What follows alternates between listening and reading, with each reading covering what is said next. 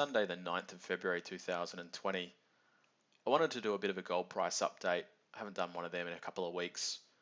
It's been relatively positive price action, still sort of holding this nice sort of. We had that big run up in January, obviously, sort of ended by that Iran news and sort of the airstrikes happening there. So that sort of put that surge above 1600 temporarily, but we've been able to hold above that sort of 1550 level, and that continues this pattern of sort of this stepwise movement. When we had that downturn from sort of September to December, it was able to hold above the highs of sort of this move here. So holding above that sort of 1450 level. And that's again, like I said, we're up at 1550 and we're still sort of seem to be maintaining most of this move. And that's what you really want to see. You see these big surges over a week or two and then some consolidation. So I've been pretty happy with that price action. And if you remember, I've been talking about this pattern. This sort of stepwise pattern was very similar to 2009, 2010, how it sort of moved up there and then had this sort of 3 or 4 months of pauses before the next sort of surge of a couple of $100 at a time. And obviously, I've talked. This one here is, we had that sort of $250 move there, and then I'm hoping we can see after this consolidation, we now have got the new move sort of up toward that sort of 1700 level. And we might be hopefully in sort of a bit of a mid cycle breather, I guess. And that's what we had in mid last year. So it had that pause for a month or so, where it was still trending upwards, and then it took off again. And I think the trigger this time might be related to just the US market turning over. I've been pretty happy with the way gold's held up in the face of a US stock market that's very just a strong bull run in the US stock market. And typically, if gold's able to stay up in that environment, that's a pretty positive sign that when the stock market turns over, gold will continue to rally. So I'm pretty positive about that. And you can see here, this is the sort of the 2-hourly chart. We're still maintaining that 1550 level, and you can see it's even being bought. Just every time it dips below there, it's only staying there for a brief period and bouncing back. Even on Friday in the US, they had the jobs data, which was a pretty positive number. You can see here, this sort of candle here had a bit of a sell down and then straight back up toward closing near the highs. So that's pretty positive price action. So that's I'm still, I think that while the trend remains, I think I've sort of tried to step back from looking at the real daily sort of minutiae of this gold chart and trying to step back and look at this medium longer term trend, and everything in here is positive. This is extremely positive price action. So I think until you see this trend really fall over, I think the trend is still up, and you're looking for that 1700 as your next target. Anyway, that's what I am. So I think, and that's sort of, if you look at the previous chart, there's not a lot of resistance around this. We're talking 7 or 8 years back now in 2013. There's not a lot of resistance in this sort of 1600 to 1650 zone. So I'm hoping it can move through there pretty quickly. And I think, as I said, I think the catalyst might be the US stock market starting to roll over, which I'll talk about in a sec. Just a reminder that I have started up a Patreon page, and this video is a free one I'm putting on YouTube, but most of the content now is on the Patreon page. There's weekly content, including this one I put up today, which is about sort of understanding mineral resources and reserve statements and feasibility studies and that sort of thing. But I've done quite a few reviews of some quarterlies as well last couple of weeks. So if you're interested in that sort of stuff, head over to the website and you can search this Between the Lines Finance on Patreon, and join up. And that's there's more, probably more mining company focus, but I will be obviously talking about gold price and stuff as well. So that's the S&P 500. I think is probably a pretty interesting chart to look at.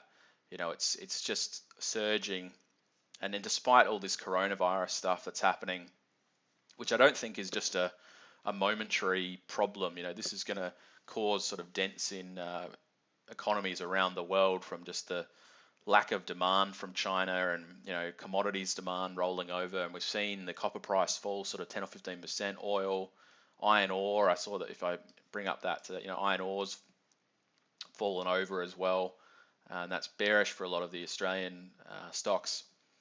But S&P 500's held up extremely well, and I just can't see this staying like that. I think at some point it has to roll over, and this coronavirus is not just a small shock. This is going to last for a while, and it's going to, like I said, dent a lot of economic figures. And some of the stuff we saw last week with something like Tesla, I think this is real sort of end of a market kind of mania stuff. Tesla's probably the poster child for how this market will be looked on in the future. But I just feel like this S&P 500 is in for a bit of a shock at some point. And yeah, I think this coronavirus might be the trigger, and I think we could see some pretty hefty falls in a short period. But it looks very toppy.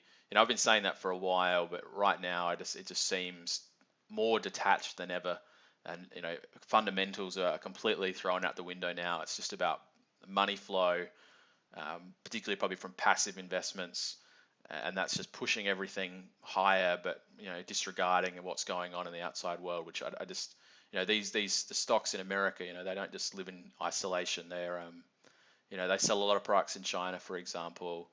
And one of your largest customers is basically had a severe demand shock for probably what looks like could be a couple of months. That's going to be bearish, I think. So still waiting for that to turn over. The ASX 200, again, I think is probably even in a worse shape given the sort of reliance on China as a huge customer. And this is not just, I think it affects other things within Australia. So it's not just the demand for iron ore or copper or whatever. I think the importance of Chinese consumers in Australia and in Australian real estate and all this sort of stuff. I read an article today that the Chinese restaurants were being there wasn't any turnover in Chinatown and that sort of stuff. I think that's the retail economy is going to get hit as well here. So it's not just the exporters, but the retail within Australia. So I think this could be a bit of a catalyst for cutting interest rates further. And I think we're sort of at the uptrend, at the upper of this trend line here. We've reached that sort of turning point. There's a few sort of up near the old highs in 2007, obviously ahead of that now. But the last sort of 3 or 4 days, it's really rallied, and the news out of China is not getting a lot better. I think this is, like I said, this is going to last for some time. So I think there's already talk of a negative quarter perhaps in Australia for GDP this quarter. Obviously, I won't get the figures for that for a few months. But with the bushfires and this China news as well, I think that's probably, I'd say there's a pretty high likelihood you're going to get a single negative quarter. I can see the Reserve Bank cutting the interest rates further as well when they get some of that news flow. It gives them the opportunity to cut interest rates. They obviously want to do that. The market still seems to think they're not going to. I'll just bring up the US dollar, Australian dollar. And I think this is really sort of telling you that something's coming. It's really knocking along this bottom at 66.7. I think has been the bottom for a while, and I reckon at some point here we're going to break. I think we're probably due a bounce a little bit. Maybe a week or so a bounce, but I think that 66.7 level is going to crack.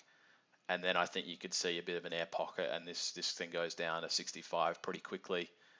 It just looks like the more often it tests that sort of resistance level or that support level, I think eventually it's going to crack and crack with some force. Like I said, the macro factors are not favourable for Australia at the moment, and sort of the internal economic woes as well, I think will start to come to the fore. And if the interest rates are cut further, I don't think that's fully into the currency yet. So I can see that really coming down further.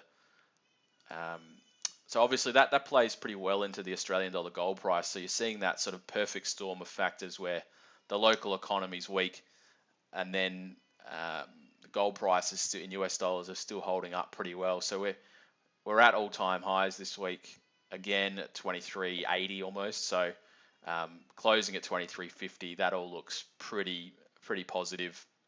And I think this can when you see if that currency really rolls over, and if we get say if we get a couple of 500 down days on the Dow, and the currency rolls over, you get a bit of talk about interest rates being cut in March or April. I think you could easily see this thing well over 2,400, probably pushing 2,500 in pretty short time. And that's been the pattern of late. We've had these big surges in the Australian dollar gold price. It's really sort of surging more than the US dollar gold price. So if the US dollar gold price is sort of moving that $50 to $80, you're getting an outsized equivalent move in the Australian dollar gold price. So I'm expecting well over 2,400 in the not too distant future if we can see that US dollar gold price hold up. I just don't see sort of that reflation trade and China getting better sort of story.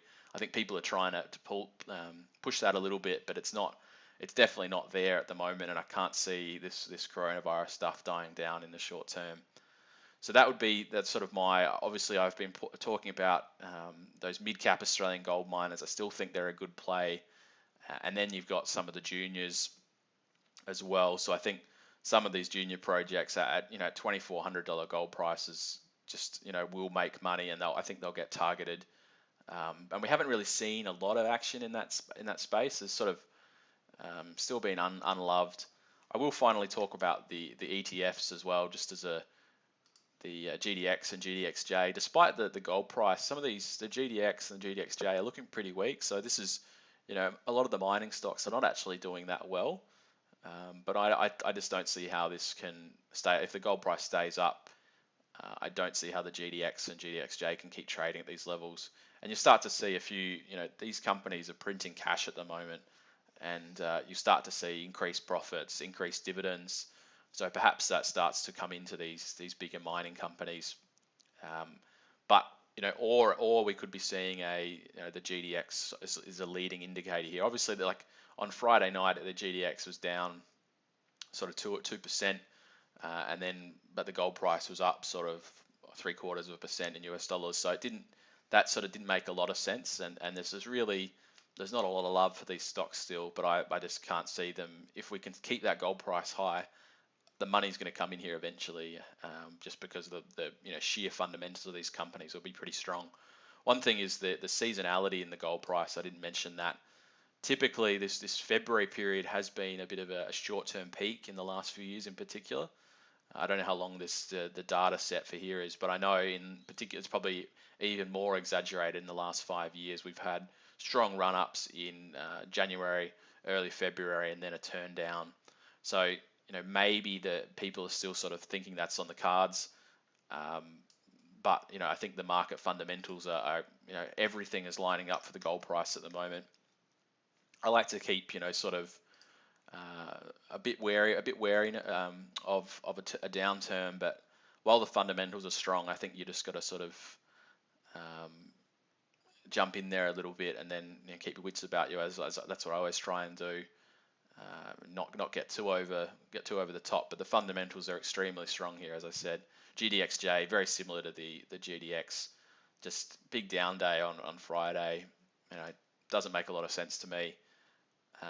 Maybe this is saying that the mining sector, people still think these companies are just going to burn shareholders' money, so they're not particularly interested in being in them. They think even if the gold price goes up, shareholders are not going to see the benefit of that. And maybe there's something in that as well. But I think if you can find well-run companies, that's not necessarily the case. Companies where management has shareholders' best interests at heart. So that's probably enough to mention for now. But as I said, I'm still pretty positive on the gold price. Like this chart, it's hard to see a more positive chart. That good stepwise price action. And I think, as I said, I'm looking for the US market, the share market, to really sort of roll over, and that be a bit of a catalyst for the next move up in the gold price. And if you're interested in more content, have a look at the Patreon page. I'll keep putting up a few free videos on YouTube, but most of them will be on Patreon. Thanks very much.